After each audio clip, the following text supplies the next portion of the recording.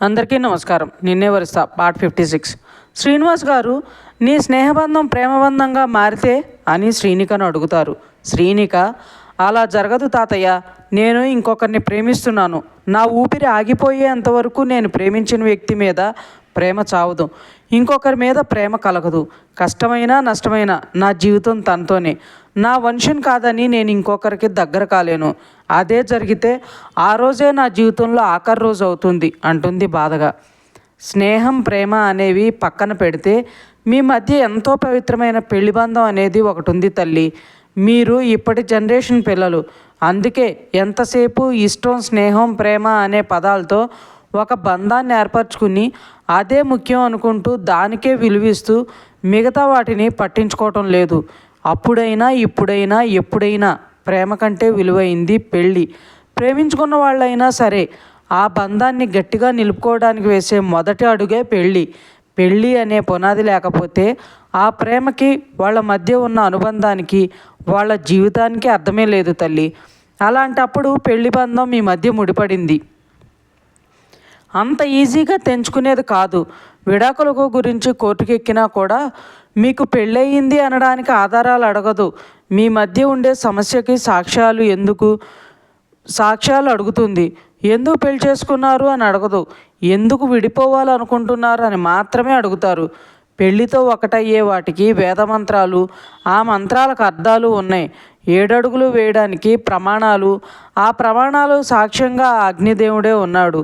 ఆ ఇద్దరి మధ్య బంధాన్ని తెంచడానికి ఇవి ఏవి ఎందుకు లేవు అంటారు శ్రీనివాస్ గారు. శ్రీనిక ఆలోచిస్తుంటే, శ్రీనివాస్ గారు, ప్రేమ లేకపోయినా పెళ్లి తర్వాత ప్రేమ పుడుతుంది, వాళ్ళ మధ్య అనుబంధాన్ని పెంచుతుంది. కానీ ప్రేమ ఉండి కూడా పెళ్లి కాని వాళ్ళు ఎంతమంది ఉన్నారో మీకు నేను చెప్పవలసిన అవసరం లేదనుకుంటా. అలా అని ఇష్టం లేని బంధంలో ఉండడం కూడా కష్టమే తల్లి.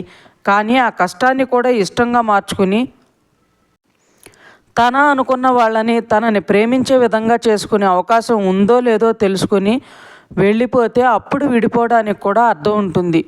ఇప్పుడు శివుతో కలిసి ఉండమని నేను చెప్పడం లేదు, కానీ మీ మధ్య మీకే తెలియకుండా ఏర్పరచుకున్న బంధంకి అర్థం ఏంటో ఆలోచించుకోమంటున్నా అని చెప్పి వెళ్ళడానికి పైకి లేచి, బాగా ఆలోచించు తల్లి, అప్పుడు కూడా నీకు నీ ప్రేమే కావాలి అని నీకు అనిపిస్తే ఆ రోజు నేనే నిన్ను ఇక్కడి నుండి పంపిస్తా అని వెళ్ళిపోతారు. శ్రీనిక ఆలోచనలో పడుతుంది. ఇప్పుడు జరిగింది తెలిస్తే వాళ్ళ అమ్మ పరిస్థితి గురించి, తనని ఎంతగానో ప్రేమించి అభిమానించే వంశీ గురించి,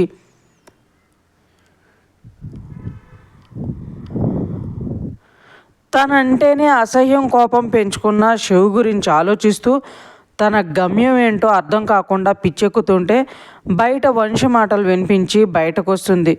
వంశు, శివు, వేద్ సెల్ఫీ తీసుకుంటుంటే వేద్కి వెనుక శ్రీనిక కనిపించి తనను కూడా లాక్కెళ్ళి శివు పక్కన నిలబెట్టి నలుగురికి కలిసి పిక్కు తీస్తాడు.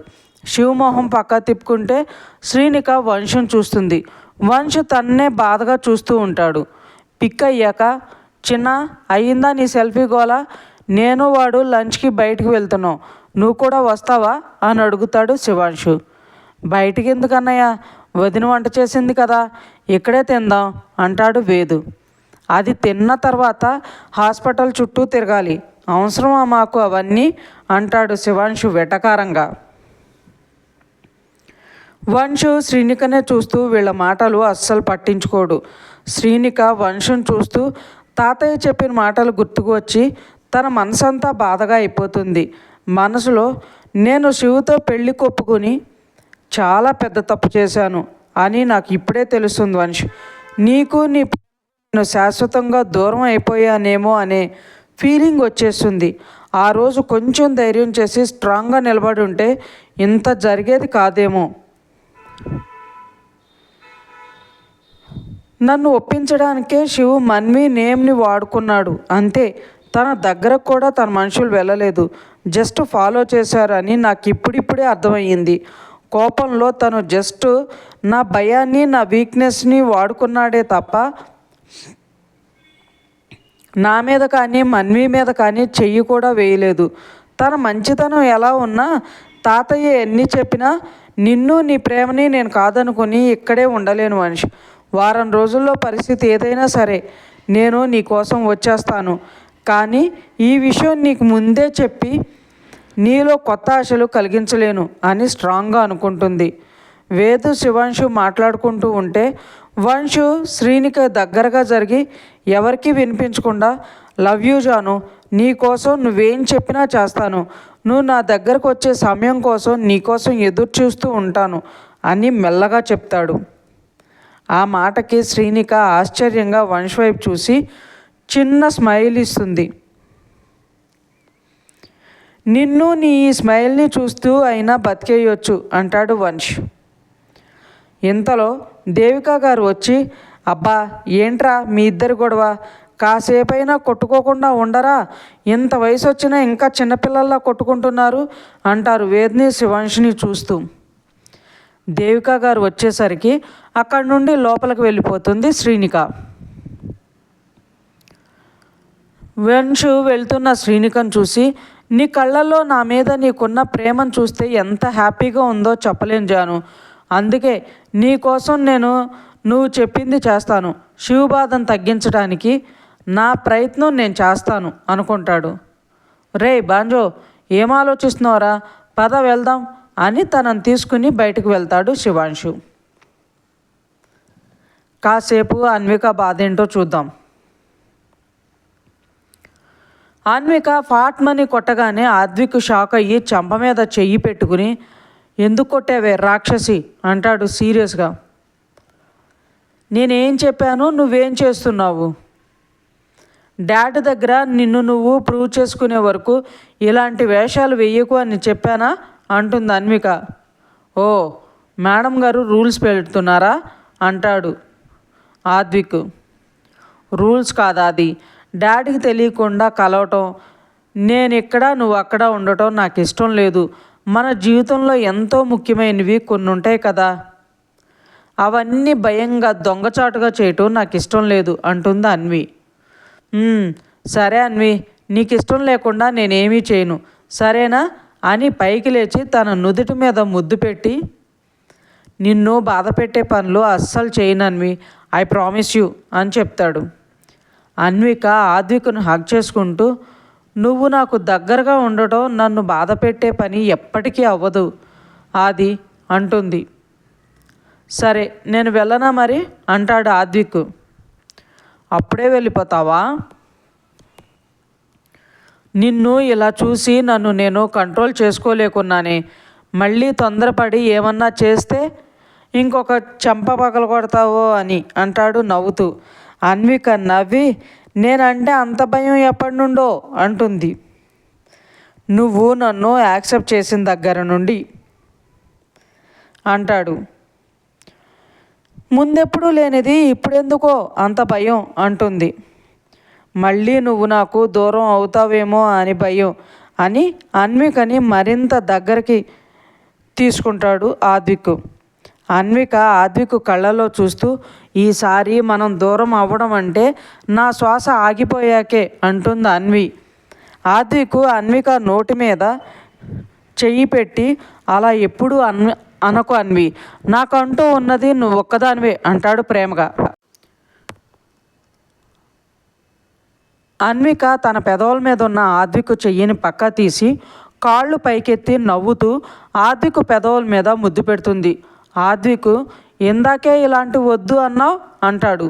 నువ్వు ముద్దు పెట్టేటప్పుడు నీ చేతులు ఎక్కడున్నాయో గుర్తు తెచ్చుకో, కొంచెం ఉంటే అన్నీ కానిచ్చేవాడివి అందుకే అని ఆద్విక్ చెంప మీద ముద్దు పెట్టి, సారీ కొట్టినందుకు అంటుంది అన్వి. అయితే మేడం గారు కొన్నింటికి పర్మిషన్ ఇచ్చినట్టేనా అంటాడు ఆది. అన్విక సిగ్గుపడుతూ, డాడ్ని ఒప్పించు, అప్పుడు అన్నింటికి పర్మిషన్ ఇచ్చినట్టే అంటుంది. ఎంత త్వరగా వీలైతే అంత త్వరగా మామయ్యను ఒప్పించి నిన్ను నా దాన్ని చేసుకుంటా బంగారం అని ముద్దు పెట్టుకుని, రేపటితో నా సస్పెన్షన్ కూడా అయిపోతుంది, నేను డ్యూటీలో జాయిన్ అవ్వాలన్వి అంటాడు. జాగ్రత్తగా ఉండాది, మీ తమ్ముడే నీకు ప్రాబ్లం క్రియేట్ చేస్తున్నాడు, అది నువ్వు అర్థం చేసుకోలేకపోతున్నావు అంటుంది అన్వి. నీకు రిత్విక్కి ఎప్పుడూ గొడవే, అందుకే నువ్వు రిత్విక్ని అపార్థం చేసుకుంటున్నావురా అంటాడు ఆది. నువ్వు నమ్మవని నాకు తెలిసినా చెప్పాను చూడు, నాది తప్పు అంటుంది అన్వి బొంగమూతి పెడుతూ. ఆదికు నవ్వుతూ సరే రిత్విక్ను కూడా అబ్జర్వ్ చేస్తాను అంటాడు. తన వల్ల నీకేదైనా ప్రాబ్లం అయితే తర్వాత నేను రియాక్ట్ అవ్వాల్సి వస్తుంది అది అంటుంది అన్వి. సరే బంగారం, అప్పుడు నేను కూడా నీకు అడ్డురాను సరేనా అంటాడు.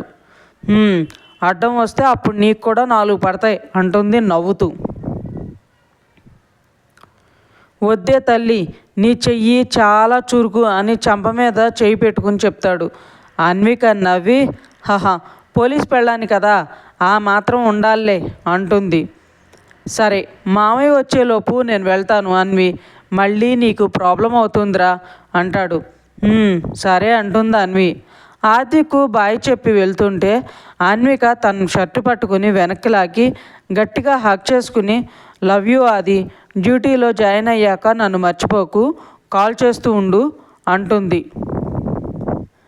ఆద్విక్ కూడా అన్వికని గట్టిగా పట్టుకుని లవ్ యూ టు బంగారం, నిన్ను నేను మర్చిపోతే నన్ను నేను మర్చిపోయినట్టే, డైలీ కాల్ చేస్తానురా అంటాడు. నువ్వు చెయ్యకపోతే నేనే చేస్తా, ఎంత బిజీ ఉన్నా లిఫ్ట్ చేసి బిజీ అనైనా చెప్పి పెట్టేయి ఓకేనా అంటుంది. ఆద్విక్ అలాగే బంగారం అని మాటి మాటికి ఇలా పట్టుకోకే, నిన్ను శారీలో చూసి నన్ను నేను అస్సలు కంట్రోల్ చేసుకోలేకున్నా, నన్ను వదిలితే నేను వెళ్తా, లేదంటే ఇప్పుడే కమిట్ అయిపోదాం అనగానే అన్విక టక్కున ఆద్విక్ను వదిలి వీపు మీద ఒక్కటేసి పోరా అంటుంది. ఆద్విక్ నవ్వుతూ బాయ్ బంగారం అని బొగ్గ మీద ముద్దు పెట్టేసి వెళ్ళిపోతాడు. ఇంకా ఉంది ఫ్రెండ్స్. మీకు ఈ స్టోరీ నచ్చినట్లయితే లైక్ చేయండి, సబ్స్క్రైబ్ చేయండి. ఇంతలా ఆదరిస్తున్నందుకు థ్యాంక్ యూ సో మచ్.